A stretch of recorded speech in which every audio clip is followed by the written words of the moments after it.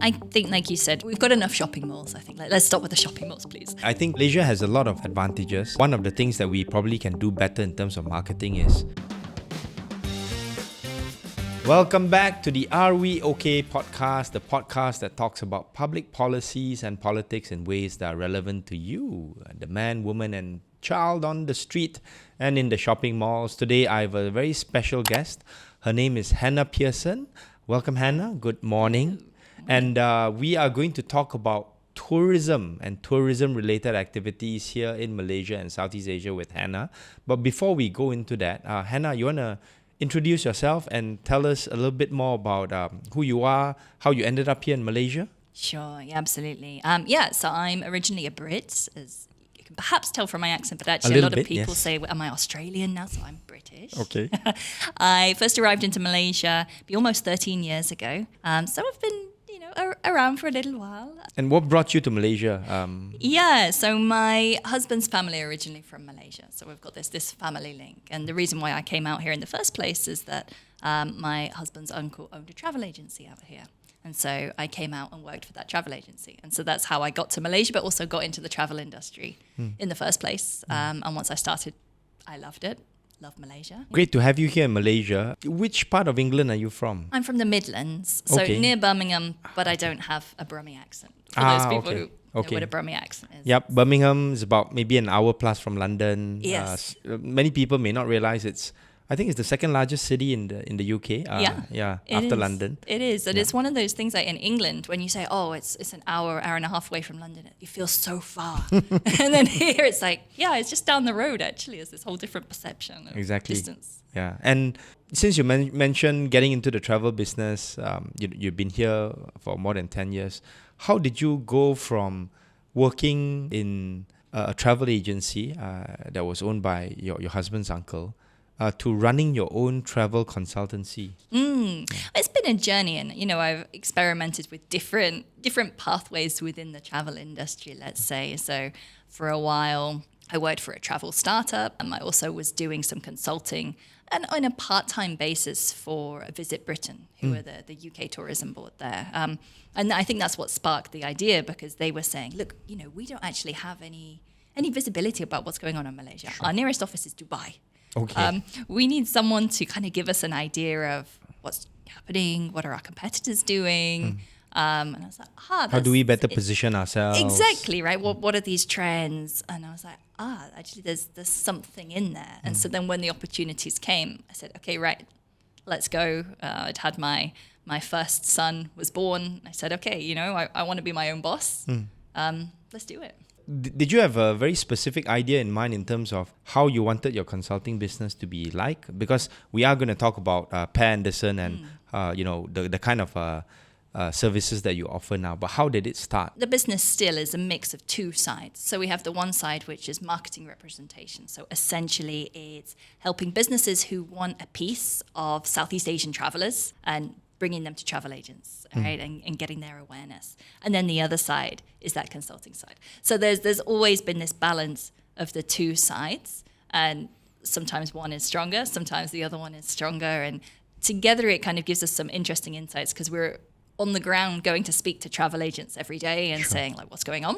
And then at the same time, we're doing all the analysis as well and reading, and we can see like the bigger trends. So we can see, do they match or not? Exactly. So I actually found out about you and reached out to you over LinkedIn because I saw some of the very interesting statistics and also trends that you were publishing on your website and also on social media, particularly on LinkedIn, where you talked about tourism trends, not just for Malaysia, but also Southeast Asia, right? And what made you sort of like want to focus on the region at large rather than just looking at Malaysia?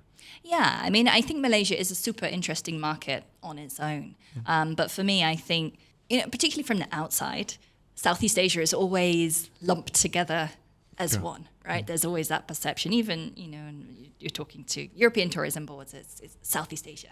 Not with that realization. Every market, of course, has it's very different. Completely different, right, in terms of everything. So that's what we really wanted to do to get that across. And because we've been visiting all of these different markets, again, doing this marketing representation, we, felt like I had a good insight in what was going on in all of those. And this would be a good idea to focus in on that.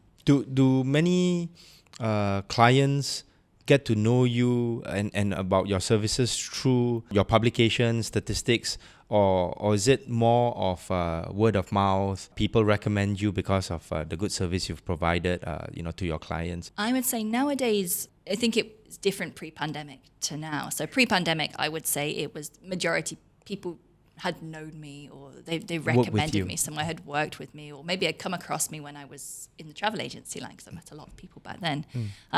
Now, I would say maybe 80% of people, it's from the publications that we put out in the research. So it is very good for marketing purposes. For sure, yeah. I think it was, looking back, you never know what way things are going to go. But when I look back now, I say actually it was a good move, I think, on my part to go and be so active on LinkedIn when, in the tourism industry, it was a bit quiet. Right? Yes. We had a little bit more time on our hands to go and be active and post things and look into things. And for those of you who are really interested to find out more about what Hannah is doing, just as an initial teaser, just go to www.Pear Anderson. Maybe just a little bit about the name, Pear Anderson. Yeah, I know. So it's a kind of combination. So my surname's Pearson, so I've got the pear from that, and Anderson, mother's maiden name. So we combine it and make something that kind of means something. Yeah, and also relatively easy to remember, I think. Yes, although it catches people out when they say Hannah Pearson from Pear Anderson. So people kind of second guess themselves, but you got it right. So. Okay, great. Yeah, I'm glad that I managed to get that part right. Yeah, so before we go into tourism data, I thought it'd be interesting, for the audience to learn a little bit about how, for example, would you help, your clients, let's say in the UK or other parts of Europe, approach travel agents here in Malaysia and even in the region to say, how can I get a piece of the market to, go to different places in Europe? How would you approach that kind of conversation? Well, I mean, I think a lot of it is understanding how they are positioning themselves and then what's going on in terms of the competition. So, for example, one of our clients is shopping. It's a shopping outlet in London called London Designer Outlet.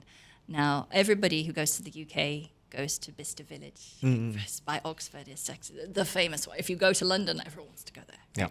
Yeah. So for us, the challenge is then, okay, how do we position it that they're different? How do we go and convince agents? A lot of it really is just down to face-to-face talks, right? And I think that's still the key for Southeast Asia. All of these different countries we cover is sitting down with these travel agents and having... And how would you convince them to put it on the travel itinerary? I mean, sometimes there will be discussion about incentives. Yes. Others would be, what is the value proposition to our clients? And how do you approach that conversation? Yeah, exactly. It's knowing what their incentive is. If they, what their motivation is, let's say. So yes, sometimes it's just financial.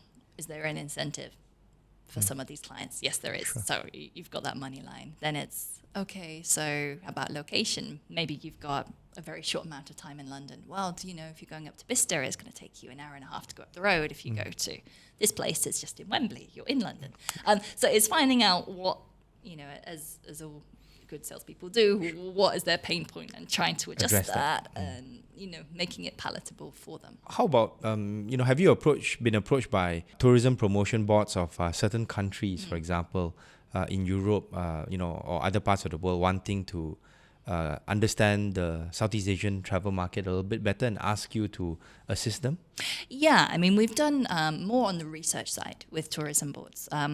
As I was saying, Visit Britain was an example way back when, but we've worked with people like the Catalonia tourism board, so Barcelona, Austria, Spain, people who, again, they just need to get an idea of what's going on. They find it quite hard to understand, as we were saying, how different these different markets are and how can they get in and what are those possible pathways, what do they look like, and really key that where are people going, who is my competitor, because it's not always obvious. And right now, competitor's China. For the benefit of our audience, given the fact that there's so much information out there about different travel destinations, much more so than before when we basically had to, when I was traveling as a student, the most important piece of material for us would be the Lonely Planet Guide, right? Yeah. Now, you have so many websites, so many, portals that gives this kind of information. How then do you help your clients, navigate through, this kind of ecosystem? Yeah, it's hard. I mean, our play really for, I'd say, the marketing representation clients is a little bit more traditional. It is a bit more these agents who are particularly doing group tours. Sure. And there is that group tour segment that is not going away. But equally, this FIT, digitally savvy segment is growing and growing and growing. There's always that conversation, isn't it? At what point will travel agency be needed, won't be needed? Is AI going to overtake travel agencies? There's all of this playing into the conversation. And, right now, I'm not sure. We were saying during the pandemic, is that over? And then maybe travel agents got a bit of a respite because people started to feel a bit nervous. They wanted that reassurance, yes. right? Of having someone there that they could call up. Let's see where it goes in the next 5 years. Okay. Very interesting. Okay, let's maybe talk a bit about your own travels here in Southeast Asia. Have you been to all countries in Southeast Asia? I was thinking about this earlier. I have been to majority. So I've not been to Brunei. Okay. I've not been to Myanmar. Okay, sure. I've been to the rest in ASEAN. So I think we've got 8 out of 10. That's pretty of good ASEAN coverage. There. Yeah, I think that's not so bad. And that's mostly for work? It is mostly for work. So how much I've actually seen other than, hotel rooms, airports, and the airport transfer is, up for discussion. But some countries a lot more, some countries a bit less. Sure. So coming from the UK, arriving here in Malaysia, not really at that point in time certain that this was going to be the pathway, in terms of your own career path. What have you found surprising about traveling in Southeast Asia? Really just the friendliness of people, I think. Easier to get around. It is easy to get around. It's relatively cheap. Safe. It's relatively safe, yes. relatively, depending which bits, but relatively safe. But I think overall people in Southeast Asia are just very warm and they're friendly and they want to help, right? And I think it just really has a lovely experience when you're traveling around here. All right.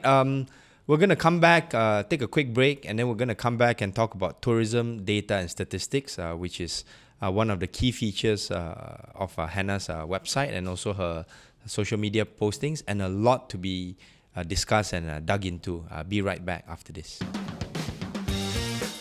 Welcome back to this special episode of the Are We OK podcast, where we are with Hannah Pearson talking about tourism in Malaysia and also Southeast Asia. Hannah, before we go into the statistics, we talked about, of course, the biggest event to hit the travel and tourism sector, I think, in recent memory, which is COVID.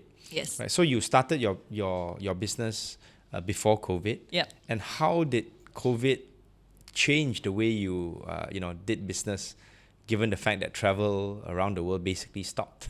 Yeah, it was not a fun time to be in tourism, let's put it that way. Yeah, I mean, so my business was in 2018, 2020 was set to be, my best year. Things were on the upward trajectory. And then, of course, right, all of this news came in. And as I'd said before, half of the business is this marketing representation, which is going to physically meet agents and, promoting that they're going to leave the country, and that of course didn't happen. So a lot of those clients scaled back. There was one who stuck with me throughout, and I'm very grateful to them, but everything else scaled down, and that left me with the market intelligence side, the consulting side. And as we were saying, I was already providing data, but I think I was looking around and realized that those data needs have changed. So from that, insights about what are our competitors doing and what are the consumer trends of people traveling and what's that mindset, actually the more immediate data that people needed at that time was, what are these government regulations? What are the lockdowns? Can people leave? Can they not?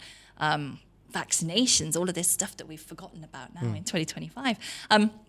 So I really started to pull all of this information together in this one report that I sent out every Sunday night for free, and it's still going to this day. And I think that was really the making of my business, actually, to get me out the other side. I was saying, you asked me how people find me. The majority are through this weekly report that I do, to the extent that when I go to events, people recognize me because of this report. Exactly. Say, oh, I met you. Oh, you did this. Oh, I get this every Sunday. Thank you. It's really useful. So it was, for us, it was just trying to provide that data to allow businesses to see where there are opportunities. If the international borders are closed, okay, what can you do domestically? Yep. What can you do in your state? And hopefully we could uncover those little pockets of opportunity for tourism businesses. And at the time, it was so hard for them to get that coherent picture about what was going on in the region. Yeah, and I think, I really appreciated your updates in terms of changes in government regulations on, international as well as domestic travel, the kind of COVID vaccination updates as well, some of the sort of like vaccination rates as well, you're providing those. Yeah. Was it difficult to compile all of that information from those different sources? Yeah, a little bit tedious, let's say. So it was just a lot of scanning, lots of government sources, lots of English language publications and non-English language publications from across the region. So probably 50 plus different sources on a weekly basis, scanning the headlines and then reading through, and is this relevant, is it not, and trying to get out those main points. Has it become easier, in terms of collating different information sources,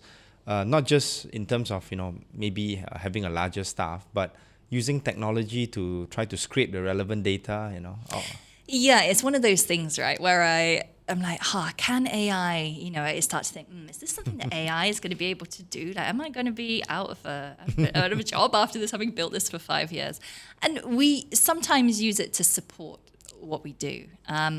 But, I've tried to challenge it to do exactly what we do right now. Of course, right now, not quite. You can't do that. Not yet. Yeah. Anyway, yet. Okay. Yeah, it's good that, that those services will still be needed. Yeah, I think so. Yeah, and I think one of the really fascinating things that I observed about, your sharing and your data was, how systematic and also comprehensive the data set was, especially during the pandemic and also post-pandemic, looking at travel trends, coming back in different parts of the region, in different ways. So maybe you can, for those who are a little bit more geeky and data nerds out there, I know there are a number of you who watch this podcast.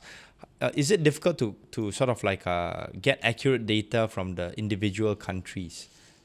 It varies from country to country. So you've got Singapore, who, as we always say, is the exception rather than the rule, and they've got this most amazing tourism dashboard. They've got SingStat, which has all of these statistics. You can dig away to your heart's content, right? Sure. Manipulating that. Malaysia, it used to be a bit of an annoyance, let's say, because they would only release numbers something like 6 months behind. But they've actually got a lot better over the last few months. I think they launched a new portal, and now they are. They've released up to November stats. So actually, Singapore's only released to November stats. So we're kind of on a par. And then you've got countries like Laos or Cambodia that are tricky.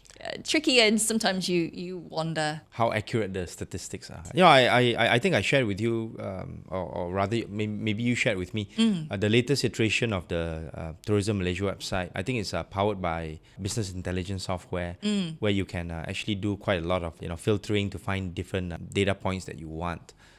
So it's good to see the Malaysian data ecosystem stepping up to the plate. We have a newly launched data.gov.my sort of like ecosystem as well. Would you say that tourism and tourism-related data is getting more accessible in the Malaysian context? Yes, I think so. Yeah, which is a great move because, as I said before, it was really hard to get an idea of what that momentum is. You're just then relying on headlines. Sure. And of course, headlines can be misinterpreted. One person says arrivals, someone else says people passing through immigration, different numbers are bandied around, and suddenly Malaysia looks like it's got a huge amount more arrivals than it actually does for tourism. Sure. Actually, on that point, this is always a point of contention, or maybe a point of discussion rather. How do we count arrivals from Singapore? Yeah. Right, because they make up probably about half or more than half of total tourist arrivals in Malaysia. Obviously, the causeway in Johor is a big driver of that. How would you explain to people who look at tourism statistics in Malaysia with regards to Singapore arrivals? Yeah, it's different. So I was checking out the stats last night before we came on, and from January to November, Singapore was, I think, about 8 million arrivals out of about 22 million. So they are a good 37-38% of the total share. So it's a huge percentage. Yep.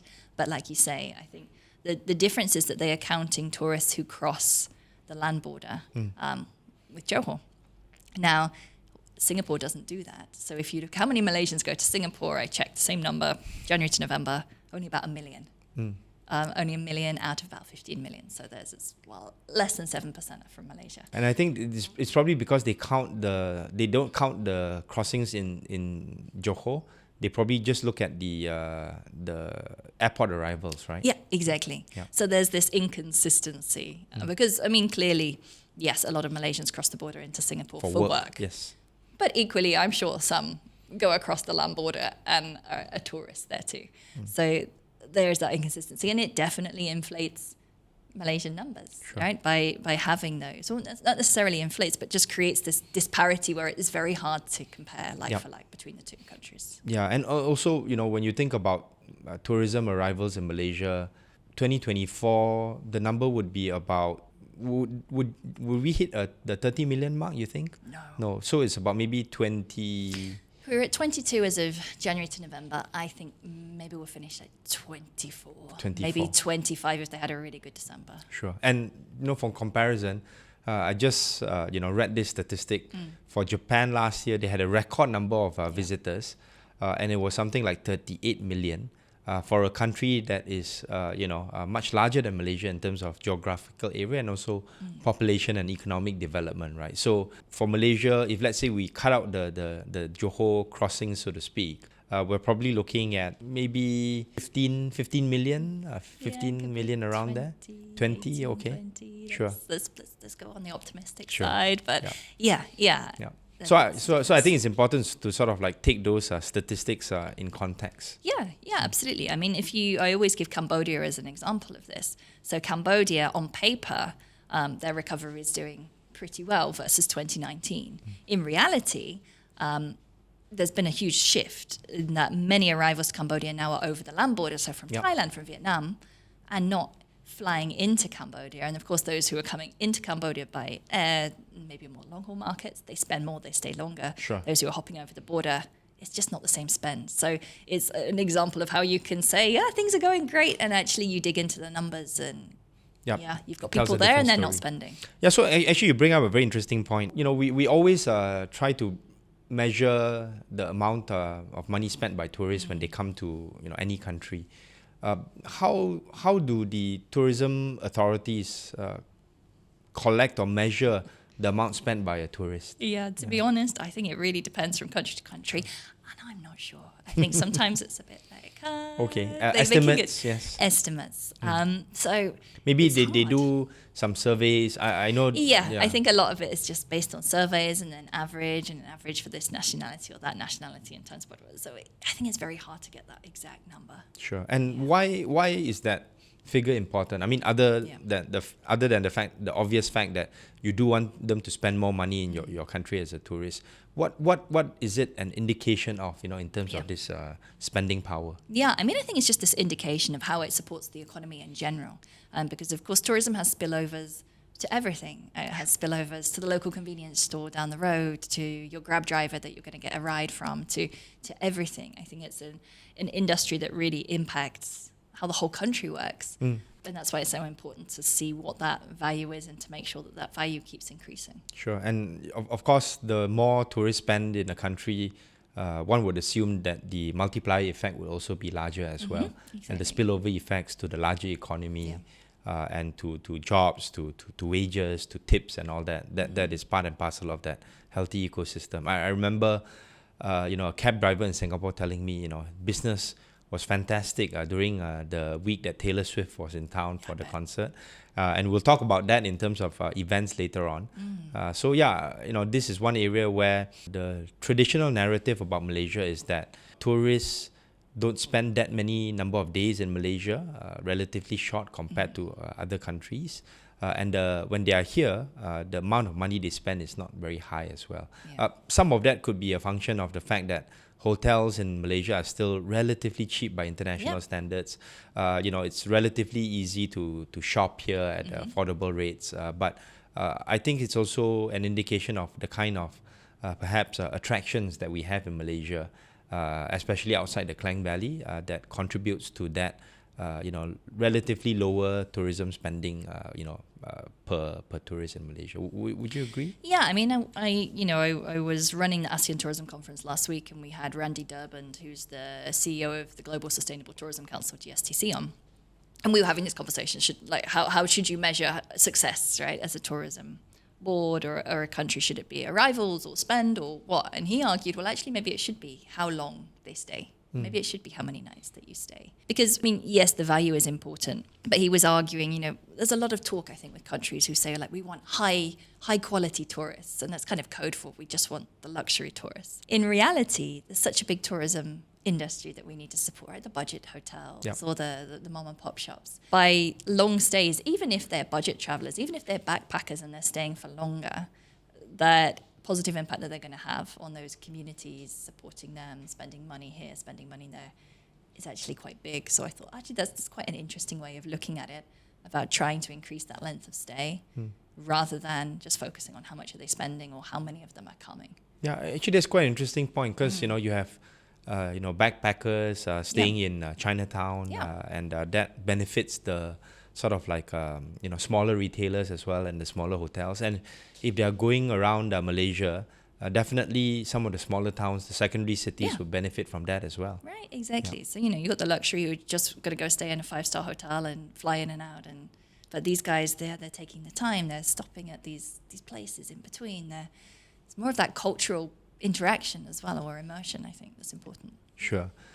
Before we dive into Malaysia, which we'll do in the next segment, in terms of the pros and cons of our tourism sector, we are sort of like about 2.5 years out of COVID, and I was, in 2022 and 2023, I was reading very, very carefully your newsletter about the travel trends post-COVID, right? So, any sort of like surprises in terms of how different countries in the region bounce back from COVID, or maybe some overperformance and underperformers in that context?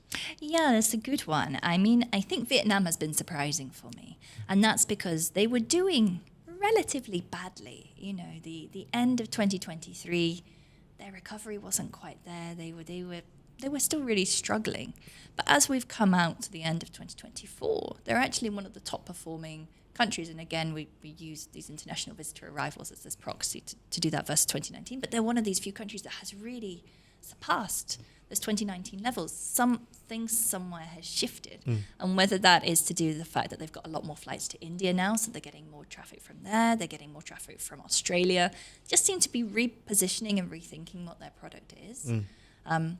For me, it's quite an exciting one to keep an eye on and see where they go in 25. Yeah, and I see, my social media feeds as well in terms of different people and also different tourism agencies and companies are promoting different value propositions in Vietnam. And a lot of it is very attractive, very new, very fresh. And it's a big country with a lot of different kinds of things, whether it's the two big cities in the north and the south, or you have a interesting place in the middle called Da Nang, and Hoi An and Hue, and you have the Sabah Mountains up in the northwest. So getting a lot more visibility, I think, in the region and also internationally. We'll come back to that. How about a country like Philippines, for example? Because it's actually, there's a lot of things to see and do in the Philippines, but somehow it's always seen as a little bit of an underperformer. Yeah, and definitely underperformed last year. So, I think Cambodia actually has more arrivals last year than the Philippines did. Oh, wow. Just about. So there were a lot of headlines in Cambodia about that. They're very happy. But very different countries in terms of population sizes. Yeah, very different. I think the Philippines has definitely struggled with geopolitics last year. So whereas a lot of the other countries in Southeast Asia threw open the doors to Chinese visitors, visas on arrivals and all of that, Philippines actually made it harder for Chinese arrivals to come in, and that's massively impacted their arrivals. But they're also struggling. They have a lot of East Asia arrivals. So from Japan, for example, is also typically one of their top markets. But Japan in general, although everybody's going to Japan, not many Japanese are coming out from Japan still after the pandemic. There's still this kind of hangover from it. So Philippines is is struggling. It is definitely the back of the pack in terms of tourism recovery. How about Thailand? I mean, it's Yeah. always it is the top It tourism is. destination It is. in Southeast Asia. Yes. The industry supports millions of jobs. They run a very healthy trade balance because of the services account due to tourism. Have you seen the bounce back as you expected, or maybe not as strong as you expected? I think it's not as strong as they would have liked. So they ended the year at about 35 million. They wanted, at the beginning of the year, they'd said 40, and then they brought that down as the year went by. So they're still about 5 million short of where they wanted to be. Chinese arrivals are not as strong to Thailand as they would like. And I don't know if you've seen this kind of recent news about this Chinese actor being kidnapped and trafficked to Myanmar. That's having a big impact on them right now. There's lots of reports of bookings being cancelled and so on. And even talk from the industry I was reading this morning about some people in the industry even calling for visa on arrival to be removed for Chinese in Thailand. That's not going to happen. I can't see Thailand doing that. They might reduce the length of stay for them. So that's going to be the big one to see how that plays out, because it's just unfortunate for them. It was just before Chinese New Year. Exactly. So it's like the key period. So I think, come February, March, we will see what this impact of this incident has on, their Chinese arrivals. Sure. And, there were some high-profile shootings in some shopping malls as well and things like that created this kind of uncertainty. Yeah. So, I mean, it really shows the kind of volatility, I think, in the larger tourism market, in terms of the post-pandemic area. A lot of different things can be viral for good and bad reasons. And that's part and parcel of how I think the larger tourism ecosystem has a lot of sort of like balls to juggle, so to speak. Yeah, absolutely. Yeah. We'll come back after this, and then we'll talk about Malaysia. We'll go into a deep dive, especially in the context of Visit Malaysia Year 2026 that was recently launched by Prime Minister Anwar Ibrahim. Be right back. Welcome back to this third segment of the Are We OK podcast with our special guest, Hannah Pearson of Pear Anderson. She is a travel and tourism consultant, and she's been in Malaysia for more than 10 years. Hannah, let's shift the focus now to Malaysia. And according to your numbers, which we've delved into a little bit, the tourism arrivals have picked up, but are they at pre-pandemic levels yet? No, we're still about minus 15% versus 2019 levels. So I would guess, I think this year we'll reach about 2019. I think the government has a target to reach beyond that. I think there's a little bit optimistic. So I think we'll hit about 2019. So about maybe... about 26 million. 26 million? Yeah. Okay. Have the mix of tourists coming into Malaysia changed post-pandemic? Meaning, are tourists coming more from one country versus another compared to what it was before the pandemic? I think there are certain markets that have picked up. I mean, of course, Europe market is always super strong for Malaysia and will continue to be. Some of the interesting markets, of course, China. We talked about visa-free policies earlier. Chinese arrivals to Malaysia have now surpassed 2019 levels. So Thailand, they're still down. Malaysia's beating Thailand. There we go. A little bit on that one. It's good news for us. Yeah, definitely good news. It's about 3% over. India. That's a massive one. Again, Malaysia gave this visa-free access, and it's worked. So about 1 million Indians visited between January to November. That's almost 50% up versus 2019. So that's this massive jump, really related to the visa, related to the fact that there's a lot more flights. Of course, you need the flights to come in to get people in. But even if you look at Russia, right? Russia is up 40% versus 2019. A lot smaller numbers, right? We're talking 100,000 versus a million. But there are definitely some interesting swings from some markets like that just see the opportunities in Malaysia. And that's why I think it's really important to delve into the numbers, because as people in the tourism sector, you would want to understand the diversity of your client base, right? And they would come to Malaysia having I would say maybe different kinds of consumption patterns and trends, right? In terms of the places they go, even the food they eat, and the length of time that they will stay. Yeah, absolutely. Different interests that they want to do. Are they going to go to East Malaysia? Are they going to go to West Malaysia? Are they more interested in the heritage? Is it that they want to go gambling, in or Genting, shopping, right? Or shopping, or whatever it is. Like every market has got that slightly different interest. Sure.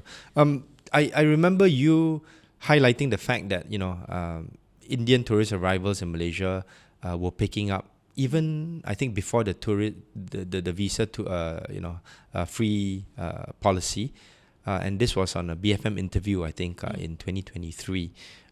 How do you find what is your perception about the Indian market? Because obviously the Indian market, people are getting richer, more disposable income, better airports in India as well, that leads to greater flight connectivity. Do you see India, for example, one day being able to challenge China in terms of the kind of travel numbers? Yeah, absolutely. And I think the interesting thing, like you said, there are so many secondary, tertiary cities in India, for one, that still need connections, right, with our tertiary and secondary cities in Malaysia. So you've got that potential for expansion. Beyond that, the fact that mainly English speaking as well, those cultural similarities. Sure. I think Malaysia really stands to benefit from this. And I think these travelers are not coming just once, because Malaysia is so close to India, because there are so many flights, the flight's cheap, they can come multiple times. Yep. Right? Whereas if you're talking about a European tourist, they might just come once. It might just be bucket list destination, come, tick, done. Yep. These medium haul, they can come multiple times.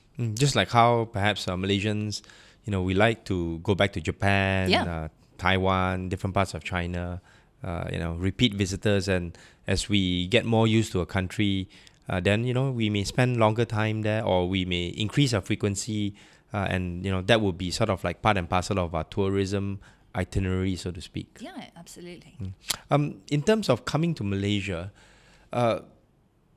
my sort of like overall impression is that yes, there are certain secular trends that makes Malaysia an attractive place to come to. We have growing economy, better flight connectivity, better hotels, but in terms of the value proposition, the attractions in Malaysia, to me, I can't really see many new things. Yes, maybe you have one or two new shopping malls like TRX, which are very good malls, but people already have, I think, enough shopping choices when they come to Malaysia. So what is it that sort of like drives tourism growth in Malaysia, and what perhaps can be done better to drive even greater growth? Yeah, that's a good question. I think, like you said, we've got enough shopping malls. I think. Let's stop with the shopping malls, please. Yes. But I think what we've not capitalized on are the natural capital that we have, the cultural capital that we have here in Malaysia. And there are so many smaller towns that I think have something special, that are just not on the tourism map, they don't know perhaps how to go about. Sure. It's not been marketed themselves. or packaged well. Yeah, it's not been marketed or packaged well. The people perhaps are keen to do it. They don't quite know how to get started. So there's, I think, all of these resources, but it is about unearthing it and then bringing it out to the light, and then crucially making sure that they are ready to deal with an influx of tourists. Sure, with the infrastructure and... Exactly, because, you don't want them to become super famous overnight and then they get inundated by tourists who then have, a terrible experience. Sure. Because they can't get in, and equally the locals have their lives ruined by over-tourism, essentially. Yeah, I mean, I'll give you an example. I went to Pangkor Lao to usher in the new year, and I went with a friend of my wife's who celebrated her 50th birthday, and she invited a lot of her friends from the United States to come. And for many of them, this was their first time in Malaysia. They stayed in different hotel options in KL. They were very impressed. And then when we went to Pangkor Lao, they were blown away because it's a very nice, very comfortable resort. Great service, great spa there, and it's something that not many people, I think, would know about. If let's say you did not take the opportunity to come to Malaysia. And if let's say we sort of like focus even on Perak as a state, you have Pangkor Laut, you have Ipoh, great food there, great hotels, Banjaran is there. And then you have some of the secondary cities, even in Perak, that offers, Taiping, for example, has one of the, best parks. They have a nice zoo there as well. And then you have the Perak Mang in Lenggong that is UNESCO, tradition. So if you package this well as part and parcel of a Perak trail, so to speak, and make it easier for people to navigate and connect with all these places, you're looking at something that could potentially be internationalized, and maybe with a bit of creativity, you get people to do certain filming locations there, and good branding. Malaysia, I think, can really benefit from this kind of activity, right? Yeah, absolutely. It's just there's so much that just needs its moment to shine. Yes. Be activated. As opposed to Crazy Rich Asians. People think about that and they think about Marina Bay Sands, Singapore. Whereas a lot of the outdoor scenes, were actually shot in Malaysia, different parts of Malaysia. Yeah, exactly. And even the house that it's in Penang, right? I think it was Kakosa Srinagara, if I'm not mistaken. Okay. Right? They did it up, and these are the kind of things that probably needs a bit more marketing. And I haven't even gotten started with East Malaysia, right? Sabah, Sarawak, So such a great potential that needs to be sort of like promoted and packaged better. Absolutely. Speaking of sort of like packaging, Prime Minister recently launched the Visit Malaysia year for 2026. I think there's going to be a lot of publicity about this in 2025 because Malaysia is also hosting ASEAN. A lot of meetings, a lot of delegations coming in. You were just at the ASEAN Tourism Conference and Forum in JB. We've just signed the Johor Singapore Special Economic Zone in January. We have Langkawi, the foreign ministers were meeting there over the weekend. I'm sure Penang will be featured. I'm sure Kota Kinabalu as well as Kuching will also be hosting some events as well. What do you anticipate a campaign like Visit Malaysia year to be able to sort of like drive tourism activity in Malaysia for 2026? Yeah, I mean, I'm always a little bit conflicted about Visit years in general because I feel that you shouldn't have all of this focus. A special year. Just we're going to get all of our infrastructure great for just this year. But what I think it does do is help focus. It does help bring the industry together. It helps it rally towards this common cause, right? So I hope that that's what we will see as an outcome, and hopefully they will go around and looking for some new product that they want to, shout out about. That's special about Malaysia, whether it's West Malaysia or East Malaysia. They've got very high expectations of Visit Malaysia year. I think over 35 million arrivals. For me, it's a bit maybe hard of a target. A stretch target, let's say, a stretch target.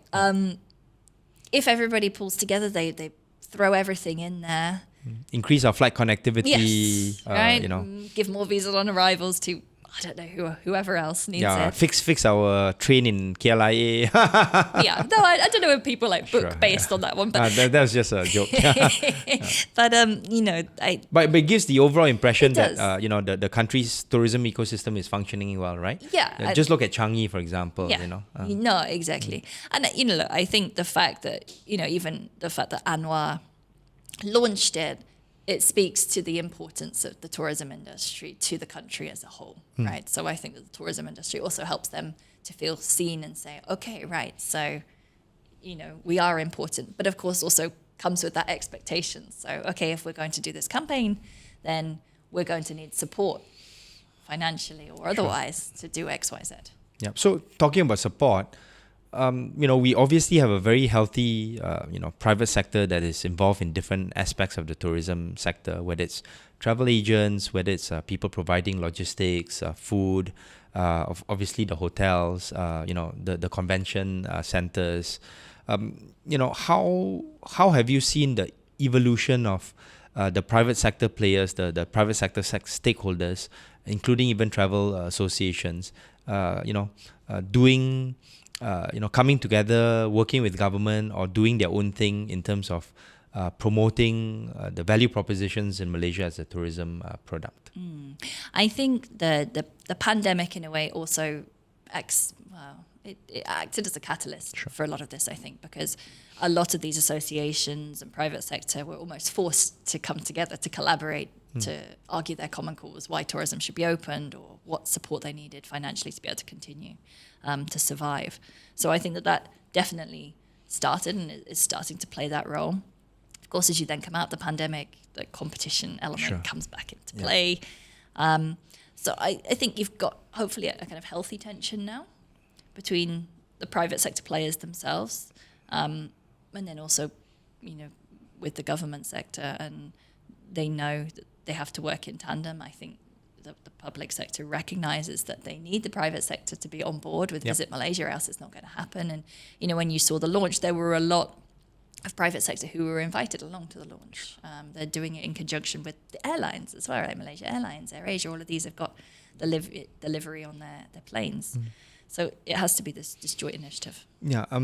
Can I also ask about one particular area that I've had some exposure to, especially when I was Deputy Minister of International Trade and Industry, which is the MICE ecosystem.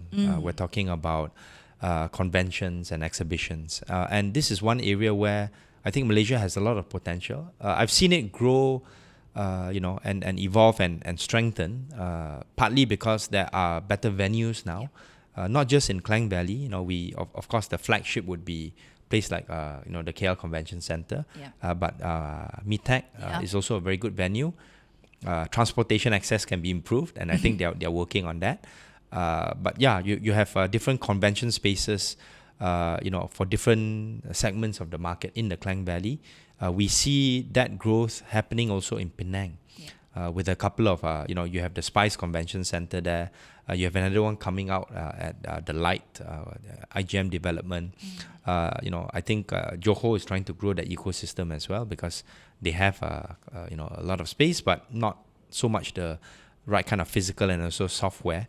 We see Kuching and also to a lesser extent Kota Kinabalu in Sabah wanting to make a pitch for this play as well. How important is the MICE ecosystem for the larger tourism sector?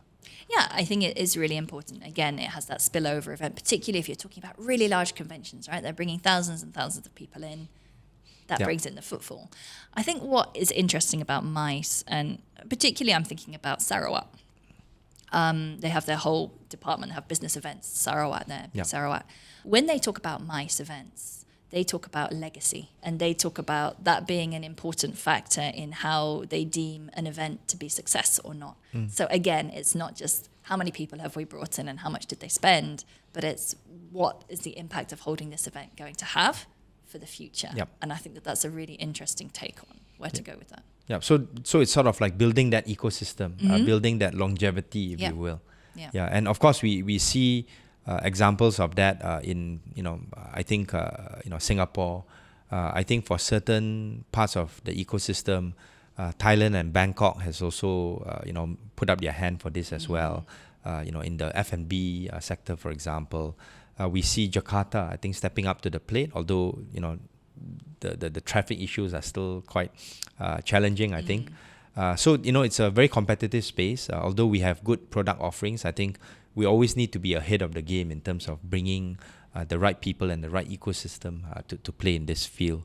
Just sort of like to talk about events, big scale events, that will attract international attention and hopefully the kind of tourists that you want as well.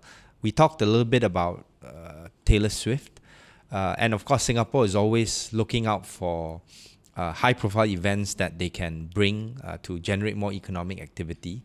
And for those of you who don't know, Singapore doesn't have a separate tourism ministry. They see tourism as part and parcel of the larger economic landscape in the country, and that's why it's under the Ministry of Trade and Industry. Yep. And the agency that is driving this is the Tourism Development Board in Singapore, and they are the ones that organize, make pitches for, and spend the money to get, for example, Taylor Swift to come to the region and to have an exclusive arrangement with her whereby she only performs in Singapore for that run of her shows. More recently, in December, Singapore also hosted the World Chess Championship, which featured an Indian grandmaster and a Chinese grandmaster, and I think they probably looked at that to say, how then can we use that, to attract more tourists from both of these countries, right? And also other people who are interested in this niche ecosystem. Do you think those kinds of high-profile events helps with attracting the kind of tourists that you want in these countries? It certainly goes a long way, I think, and they can be both a blessing and a curse because, of course, as they come, the room rates spike. Sure. It's great if you're a hotel over that period, but then also gives that impression of your country already being, we already know Singapore is an expensive country. Sure. It really reinforces that image. F1 week in Singapore in September, the hotel rates just go up. Right, and they crash the next month in October. Yeah. So certainly for that, and Singapore has said one of the reasons why we want these is it's for that branding, right? It's to be associated with brands like F1, to be associated with Taylor Swift, and therefore you are in the press and you're being talked about, and it's this amazing advertising as well.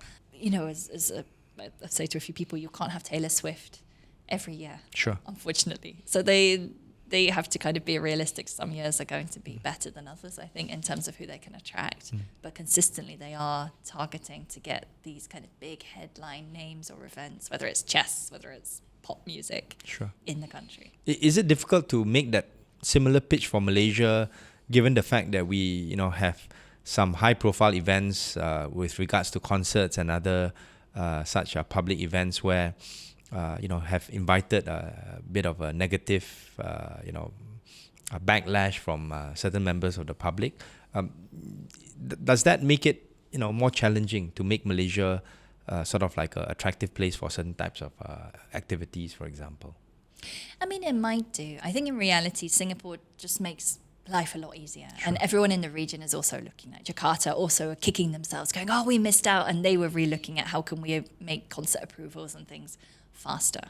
Even Thailand's like, what can we do? Why didn't we get it? They're upset. So it's a lot of soul searching, I think, for the other regions. Like, how can we emulate Singapore? Sure. And I think what many people, especially those who are asking the government to do X, Y, and Z, don't realize is that this is part and parcel of building an ecosystem over the long term, right? It's not something that you can do, I want to organize this event, the next day, you get somebody to pay money, the person will come, and then you'll be able to see the effects immediately. Even for Taylor Swift, I think Singapore made a value proposition in terms of not just the concert, but other ancillary activities. They had a Taylor Swift exhibition. They were playing her music at where the Malayan was, when she was there, throughout the whole week. Yeah. So it's the kind of a litany of events that you can put together as a larger package, right? Yeah, exactly. And then ease of access to get to the concert venues and all of these things also play a massive role into that too. Yeah, actually for me, I think Malaysia has a lot of advantages. I think one of the things that we probably can do better in terms of marketing is, we are a very good place to organize different kinds of sporting events, for example, which is less likely to get us in trouble in terms of certain controversies, if you will, right? And I think the ecosystem is there. It can be significantly improved. We have very large, running events such as the KL Standard Chartered Marathon that I run every year. There's the Penang Bridge International Marathon, and it's becoming more and more of a trend, in globally, where this is part and parcel of how you want to attract international tourists to come as well. And people come, and you may be able to create an ecosystem where you can have MICE-related events around sporting wear, around the sports industry, and not just see it as something that is a habit. It is a good habit, it's a good lifestyle, but to see how it can contribute to the larger economy as well, right? Did you see sort of like green shoots in these kinds of areas? Yeah, I mean, I think, there's been research last year that a lot of travelers globally are wanting to travel for their passion for this, to go to concerts, to go to sporting events, to go to these very specific events. So there's this big growth, and Malaysia's just got to navigate their right way, right? Sure. To take advantage of that. We talk about travel. I think it would be remiss for me not to mention some of the discussions with regards to the sustainability of the sector as a whole. Obviously, when tourists travel, they fly. Now airlines are offering carbon credit offsets. They consume, they do a lot of things that impact the environment. Is sort of like sustainability becoming something that's become more important in terms of the industry and the way people are talking about it? Yeah, it's Tricky. a big question. It's a tricky one because, yes, I think there is a raised awareness of sustainability. You get the surveys out when people are asked, are you going to choose a more sustainable travel option? They all say yes. But of course they're going to say yes, because who would say no? But are you willing to pay for it? Well, exactly. When they get to that question, the answer is always no. So there is this disparity, the say-do gap. People say they're going to be more sustainable. Are they actually going to pay? But, this sustainability issues are kind of hurtling at us. We like it or not. And I think it's largely going to be driven by Europe. And we were just talking about this off air. There are a lot of regulations in Europe around greenwashing right now, around having to declare carbon emissions and everything else. That's going to impact the corporate travel sector first. Yep. Which is going to in turn impact MICE when they come to destinations like Asia, and these European companies have to then declare what those carbon emissions are. And it's going to start trickling down into the industry, down to the grassroots, because they're in turn going to go ask their supply chain, show me this, show me this, show me that. So it is coming. Airlines are getting more into SAF, sustainable aviation fuel. You can see more announcements around investments in that. AirAsia was saying they're going to impose a carbon fee. Which hasn't happened yet. Slowly there are moves. Is it fast enough? Probably not. But given how different a situation, I would say, it is in Southeast Asia versus Europe, we're at least moving somewhere. And I think for Malaysia, if let's say, we can get together the policy ecosystem to make it easier for hotels and other parts of the tourism ecosystem to declare and measure the kind of carbon footprint. That would make us much more ready with that ecosystem to appeal to certain types of travelers that will probably grow in number over time, right? Yeah, definitely. I mean, again, we talk about Singapore, again, the exception, but the government is really supporting the hotel industry there and other industries to become more sustainable. They've got incentives and everything else. So they're very serious about it. And I really think that that's going to be Singapore's advantage in tourism. Yeah, Singapore always, is a few moves ahead of their neighbours in Southeast Asia, including Malaysia. But yeah, I mean, it's good in the sense that it's a good reference point for us to point to and look at. We can follow them. Sure. Maybe for the final part of this discussion, can you name a couple of places in Southeast Asia that you haven't traveled to that you would like to travel to? It doesn't have to be a country specifically. It can be a particular place in a particular country. Yeah, I think that there are a lot of really cool eco resorts out there at the moment. So right now I've got my eye on, there's the Cardamom Tented Camp, which is in Cambodia, towards the Cardamom Mountains, so towards the south. Okay. Really off the grid, beautiful tents, like luxury but sustainable, really sustainability at the heart of it. I mean, they even have their own micro brewery, right, where they brew their own beers and bottle it and sell it, for the profits go to conservation, I think. There's another eco resort in Laos where you zip line to your tree houses that you go stay in. Oh, wow. So I think there's some really amazing products in Southeast Asia that are kind of off the radar. And the one last week, it was quite timely because, of course, the sun bears are the mascot, right, for Visit Malaysia this year. And we were lucky to have Dr. Wong on, who's the founder of the sun bear. In Sabah, In Sabah. Bear Centre in Sabah on one of my panels. And so now that's, I think, top of my list to go visit this centre in Sepelok. Ah, okay, fantastic. Yes. Cambodia, Laos, and also Sabah, good locations. I think the two destinations that come to mind for me, firstly would be Da Nang and different parts of central Vietnam. I've heard a lot about it, and one of the places that I would like to visit, just to sample and see what the industry is like there, and to see how Vietnam is also developing as a tourism destination.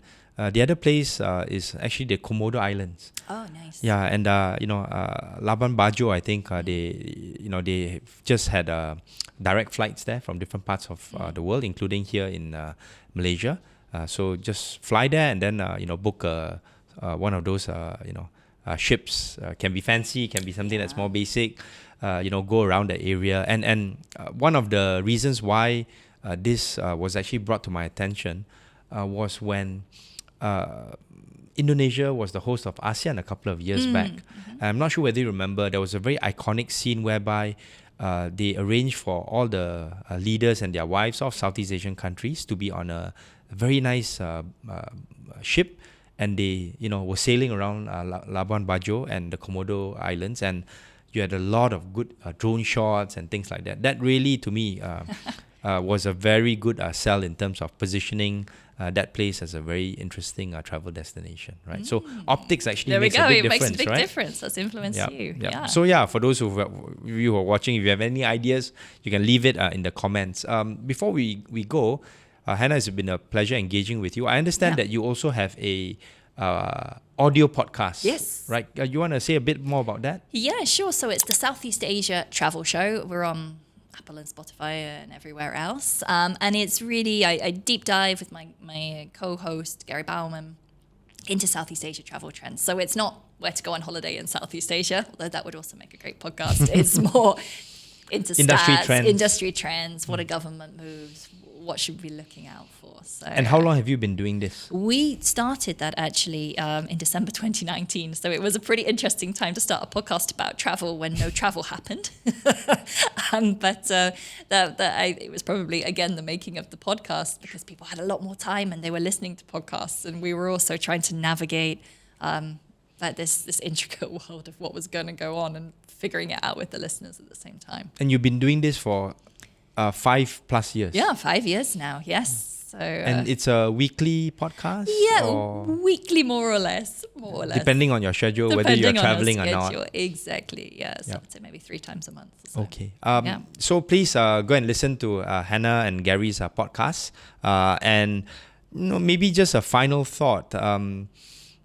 If you were to look at the travel sector in Southeast Asia, what are you most optimistic about, moving forward, starting from 2025?